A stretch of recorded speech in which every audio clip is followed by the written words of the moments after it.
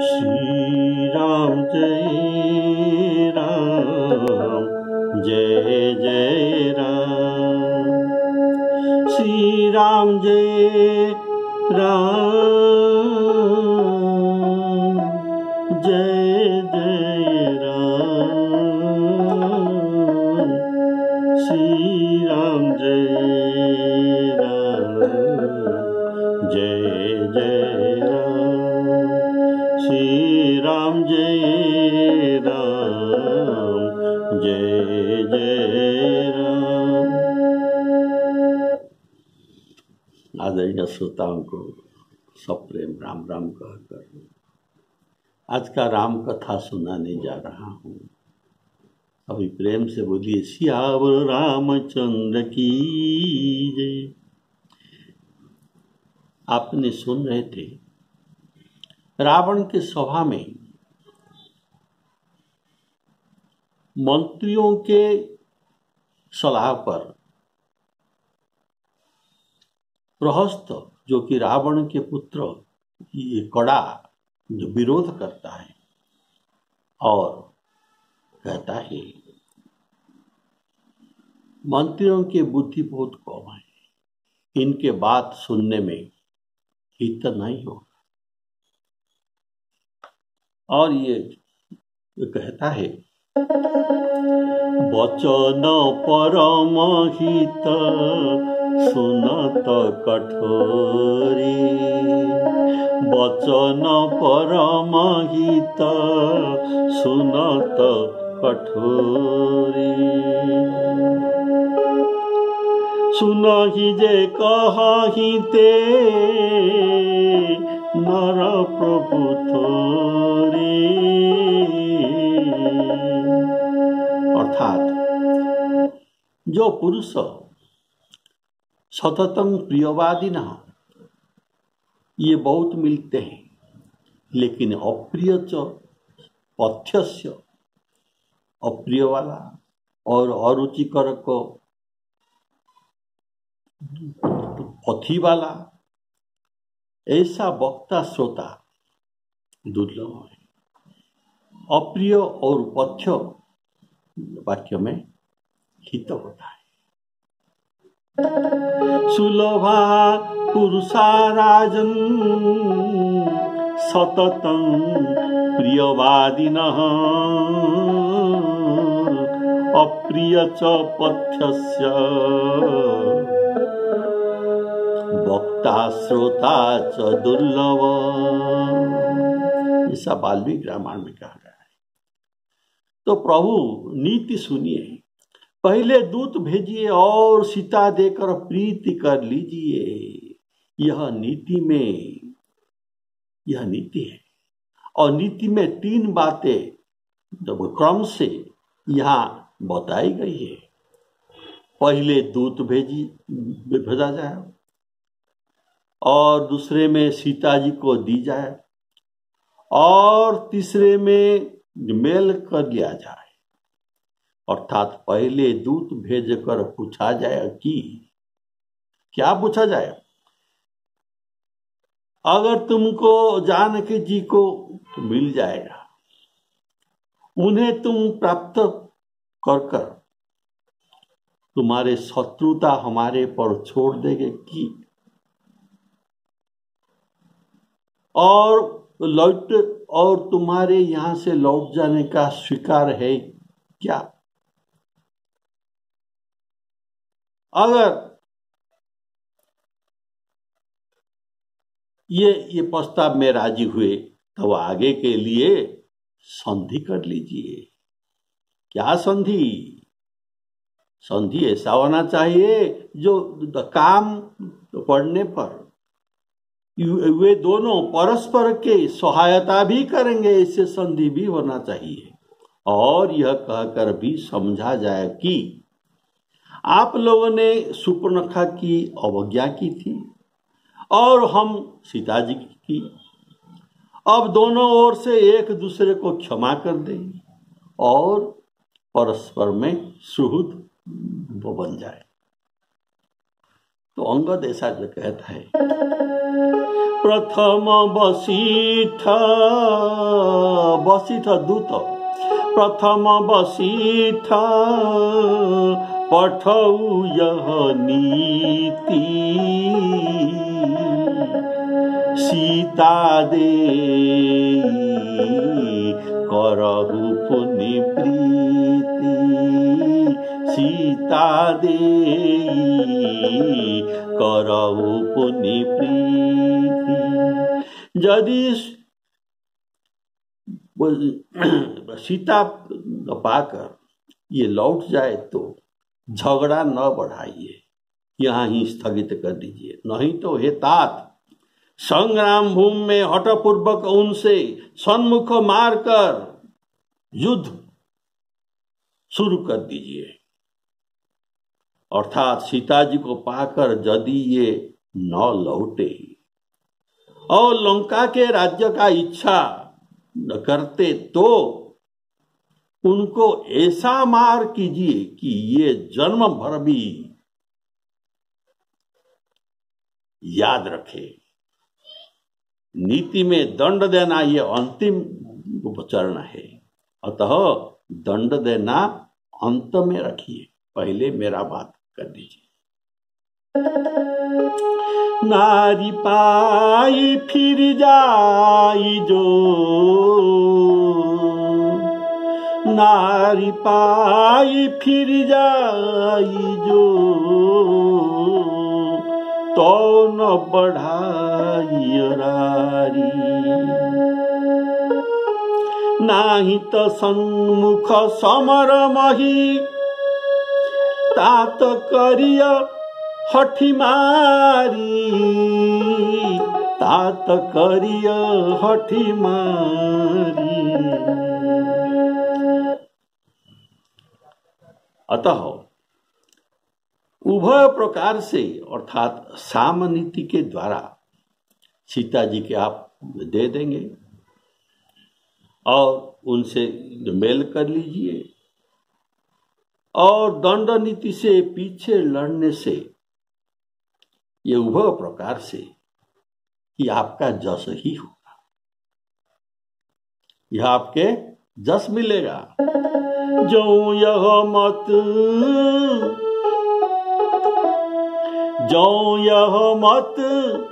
मानहु प्रभु मोरा, उभय प्रकार सुजस जगत तोरा। जगत में तुम्हारा उभय प्रकार से सुजस होगा, अर्थात पहले ही उनकी ओर से ही संधि प्रस्ताव आया था। राम जी की ओर से पहले संधि प्रस्ताव आपके पास आया था, तो कैसे हनुमान ने पहले आपको संधि प्रस्ताव तो कहा था, क्या ना मोरे कहे जानकी दीजे, जानकी देकर संधि कर लीजिए।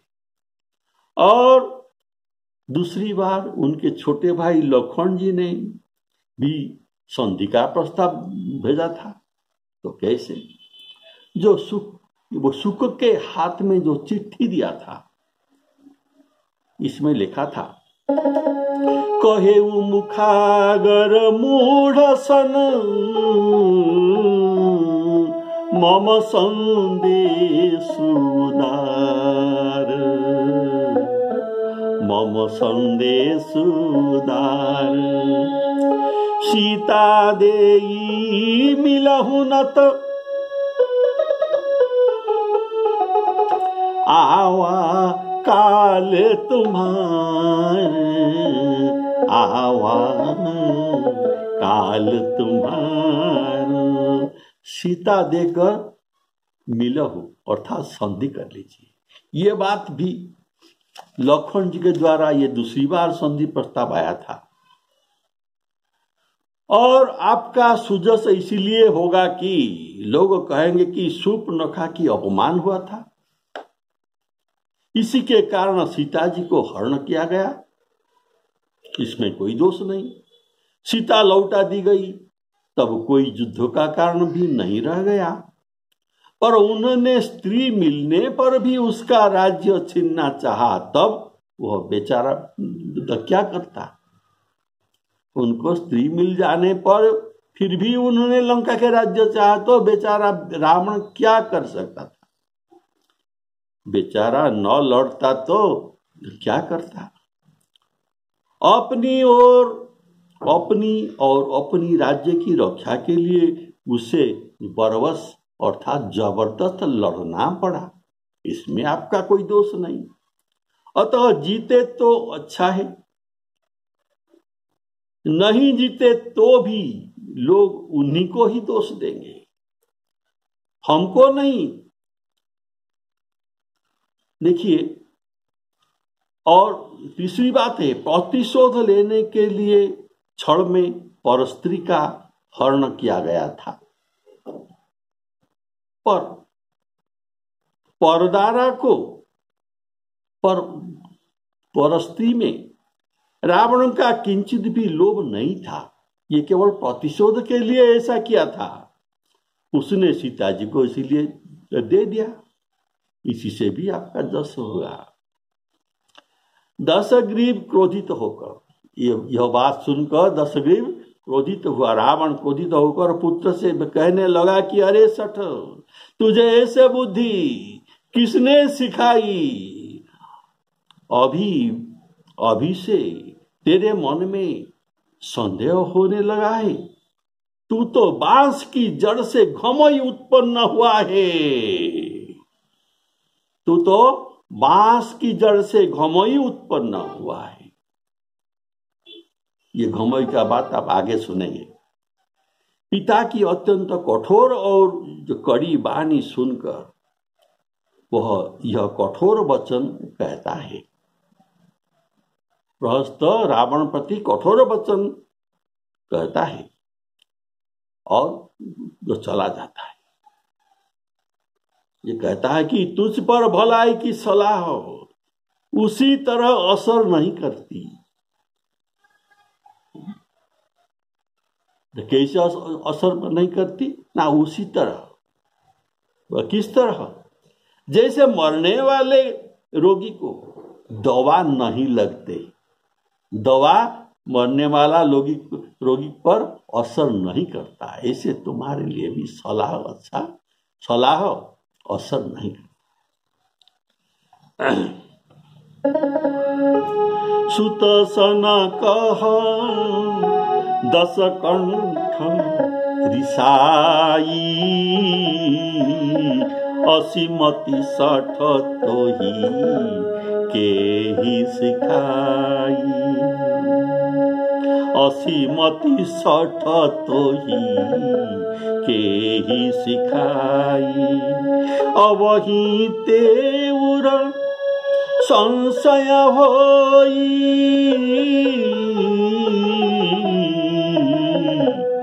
बेनुमूल सुत भयेउ घमोई। सुनि पितु गिरा परुष अति घोरा, चला भवन कही बचन कठोरा। क्या कहा? हित मत तो ही न लागही कैसे,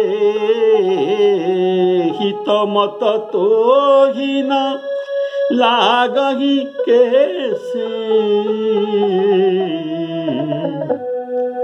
काल विवश कहूँ भेषज जैसे, भेषज औषधि या दवा मानिए। काल विवश कहूँ भेषज जैसे। प्रस्तुत कहता है, नीति कही, नीति बात प्रस्त ने कही और सीता जी को देने को कहा। जो विभीषण की वाक्य था कि विभीषण भी ऐसा कहा था। क्या कहा था? सीता देहु राम कहूँ, अहित न होई तुम्हार। यह सुनकर विभीषण को रावण सठ कहा था। इस बात पर ये उनको सठ कहा था। कैसे? जियसी सदा सठ, जियसी सदा सठ, अरे मोर जियावा, रिपु कर पक्ष, मूढ़ तो ही भावा। और भी कहा था, मम पुरवसी तपसीन पर प्रीति,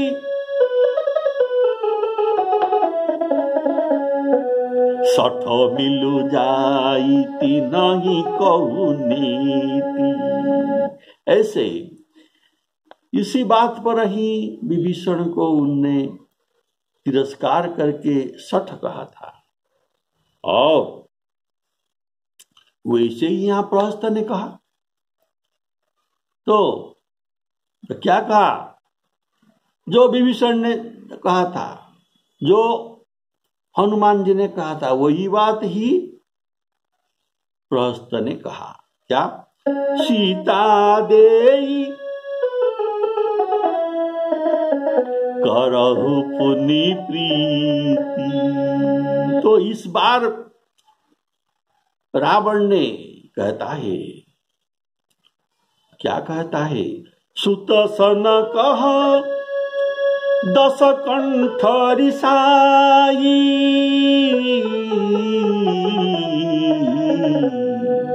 अत्यंत क्रोधित होकर रावण कहता है प्रहस्त को, क्या कहता है?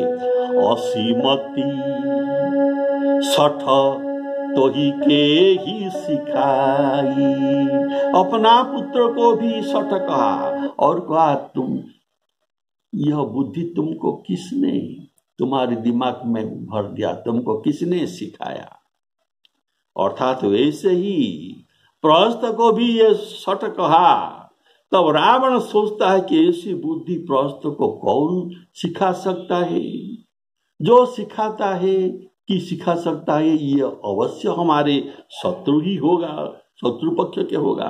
अतः इन्हें संभवतः विभीषण या माल्यवान ने ही सिखाया होगा, अथवा उनके मां मंदोदरी, इन्होंने भी सिखाया होगा कि तुम स्वभावे जाकर ऐसी, तुम्हारे पिताजी को ऐसा सलाह दो, सब सुन ले।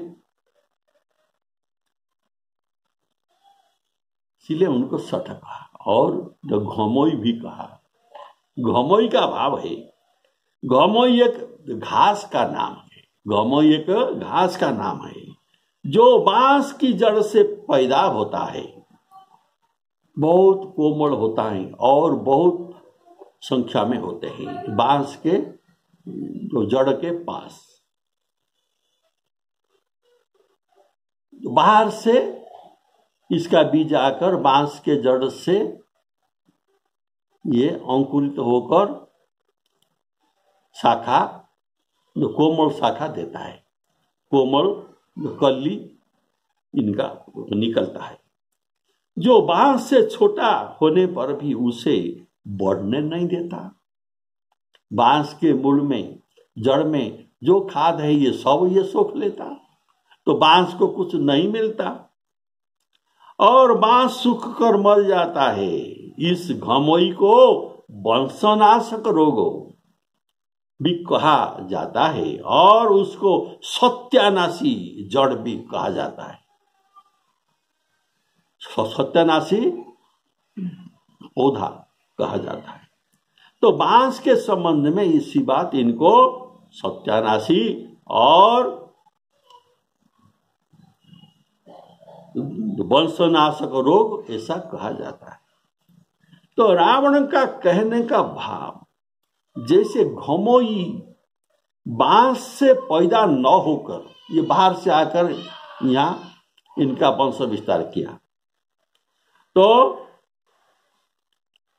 घमोई बांस से पैदा न होकर उसे नाश कर देता है, बाहर से आकर उन्हें नाश कर देता है। ऐसा ही हमारे वंश का गुण तुम में नहीं है।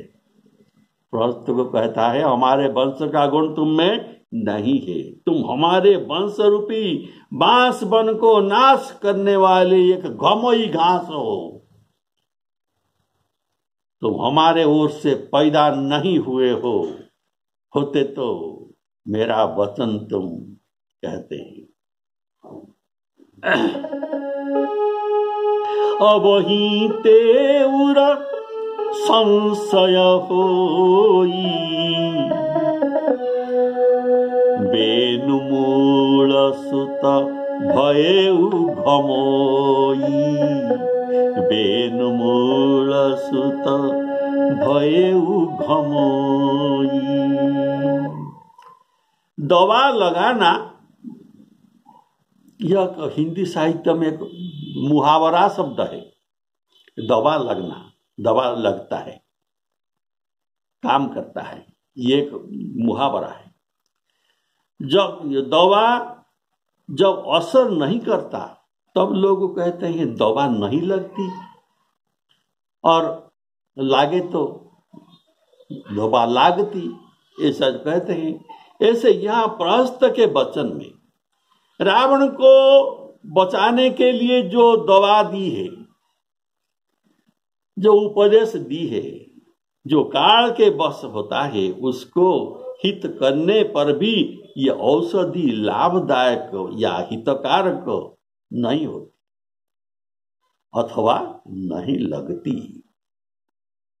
पर प्रहस्त की सलाह जो परम हित करने वाली है, परम हित करने वाली दवा या औषधि है, तो इसलिए जो ये मृत्यु विवश है, मृत्यु के द्वार पर खड़े हैं, तो रावण पर कुछ भी असर नहीं आता।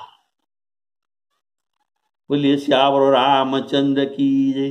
कारण रावण काल विवश है। अतः कहा गया है सुनी पितु गिरा,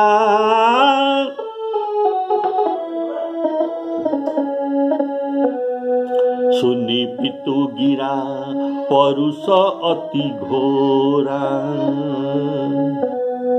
अर्थात वह प्रहस्त को रावण की वाक्य में पौरुष अति घोरा, अति पौरुष था। इसका प्रमाण है प्रहस्त को डरपोक और घमोई कहा, इसलिए कहा गया पौरुष अति घोरा। तब इनको उत्तर देने के लिए प्रहस्त कहा, और यहां नहीं ठहरा, वह न ठहर कर यह कठोर वचन कहते कहते घर को चला गया। चला भवन कही वचन कठोरा, चला भवन कही वचन कठोरा। हित मत तो ही न लागत कैसे,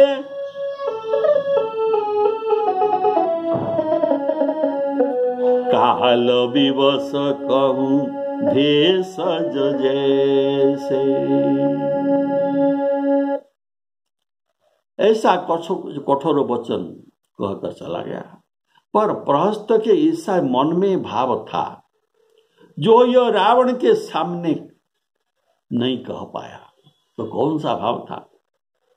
वह राम, यह भाव है ऐसा है कि जब रावण कहा तुम बेनु मूल सुत भयउ घमोई, अर्थात तुम हमारे वंश का नहीं हो, अर्थात मेरे बीज से उत्पन्न तुम नहीं हो, इसीलिए मेरा कुछ भी गुण तुम में नहीं है। इस पर प्रहस्त ने सोचा कि अगर ये बात सच है तो अगर मैं रावण का गुणयुक्त पुत्र नहीं है तो तब वही भी उनके पिता से बीज से उत्पन्न नहीं है। ये भी पिता के बीज से उत्पन्न नहीं है। कारण हमारे दादाजी तो विश्रवा ऋषि जो तपस्वी थे और जो पुलस्त ऋषि जो परम भक्त थे, उत्तम कुल पुलस्त करनाती, इसी उत्तम कुल में रावण भी, मेरे पिता भी एक घमोई घास है इस वंश को नाश करने के लिए। इनका गुण मेरे दादाजी और परदादाजी का, विश्रवा ऋषि का और पुलस्त जी का गुण इनमें कुछ भी नहीं है। न होकर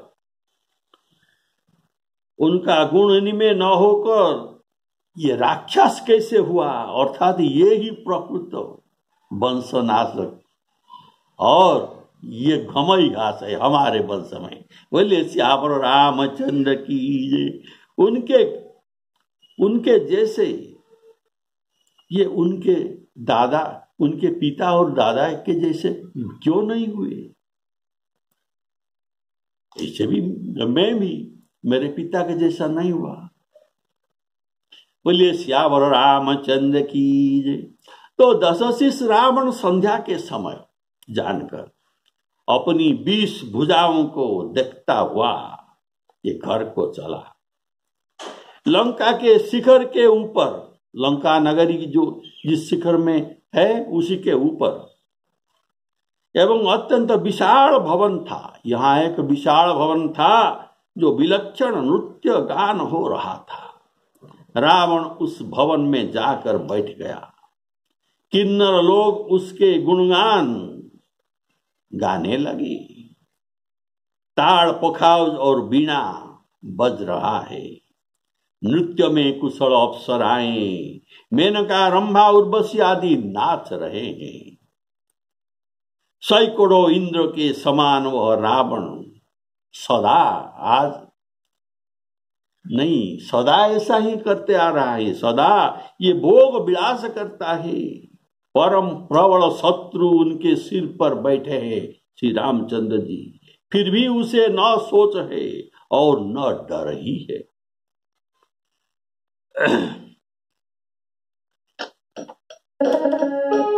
संध्या समय जानी दशशिषा, चला भवन निरखत भुज बीसा। लंका शिखर ऊपर अगारा,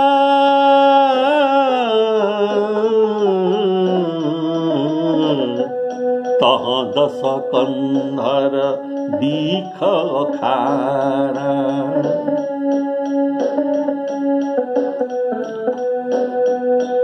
अति विचित्र तह दीख अखारा। बैठ जाइते ही मंदिर रावण, बैठ जाइते ही मंदिर रावण। लागे किन्नर गुणगण गावन, लागे किन्नर गुणगण गावन। बाजही ढोलो पखाउज बीना, बाजही ताल पखाउज बीना।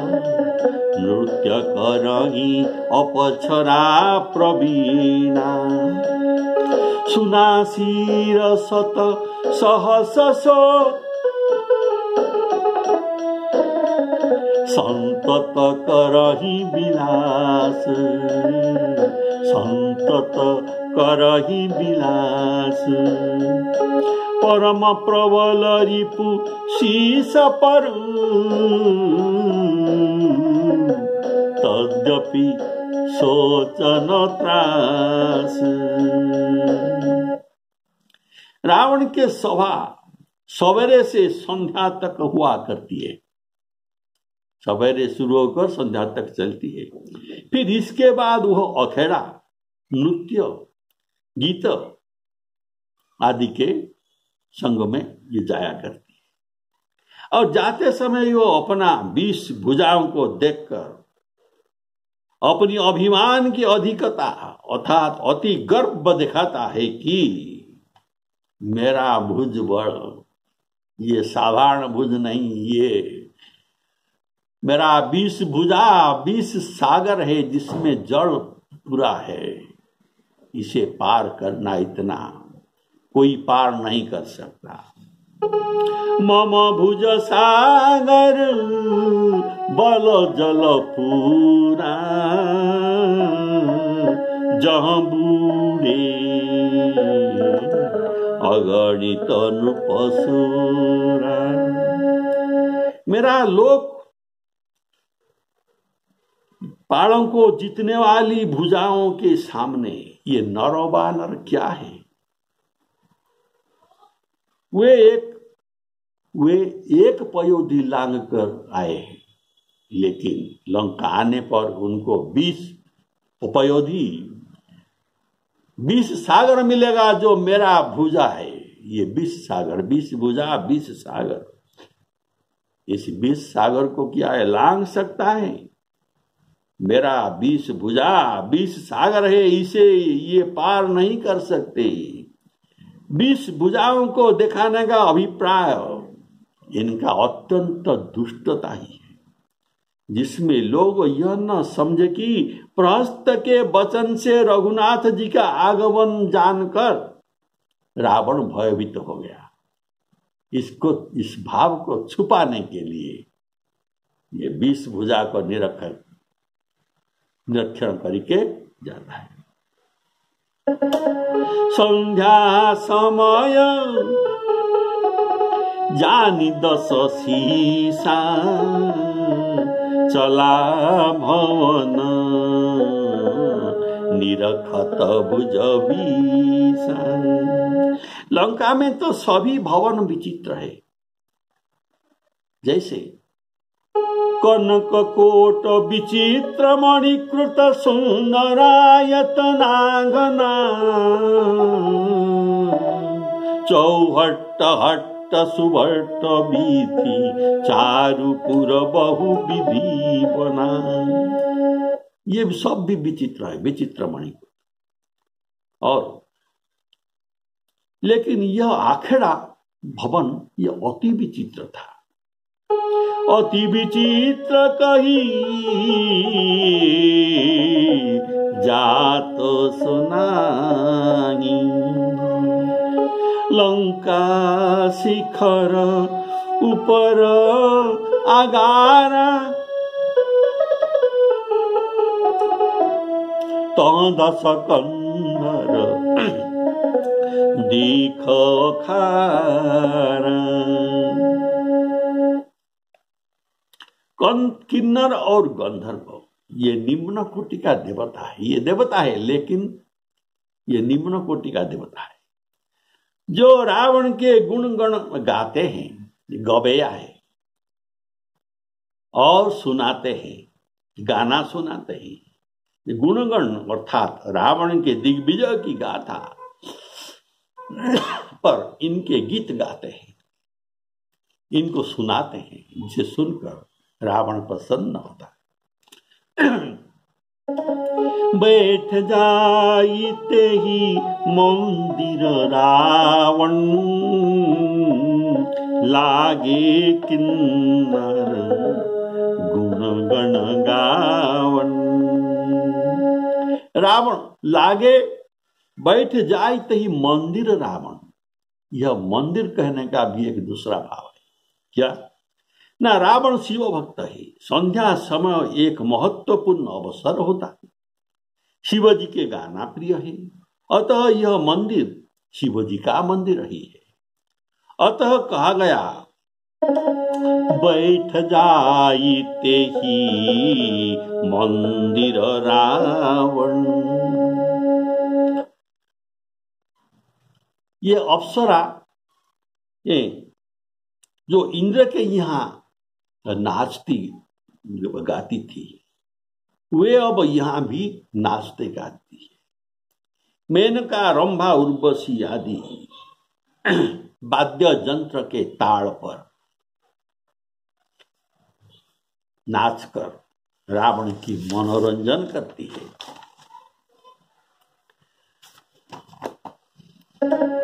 बाजहि ताल पखाउ जो बीना, नृत्य करही अपसरा प्रवीणा। इंद्र का एक नाम है सुनासिर। सुनासिर क्यों तो कहा जाता है? इनका सिर तो सुना नहीं। इसका भाव है सुनासिर जिनका है उनको सुनासिर कहा जाता है। सु अर्थात उत्तम सेना युक्त, ये नासिर अर्थात सेना, उत्तम सेना से जो युक्त है उसको सुनासिर कहा जाता है। जो अकेले खर दूषण को, दूषण के 14,000 सैन्य मार सके जिन्होंने, और जो महाबलवीरा बाली को एक बाण से मार सकते हैं, ऐसे प्रबल शत्रु श्री रामचंद्र जी रावण के सिर पर होने पर भी वह अपनी भोग विलास में मग्न है। उनकी तनिक भी चिंता नहीं है, इसलिए नृत्य गीत अखेड़ा में मौज कर रहा है। सुनासीर सत सरिस सो संतत करहि विलास, संतत करहि विलास। परम प्रबल रिपुसी सपर, तद्यपि सोचन त्रास। श्री राम जय राम, जय जय राम। श्री सीताराम अर्पणमस्तु।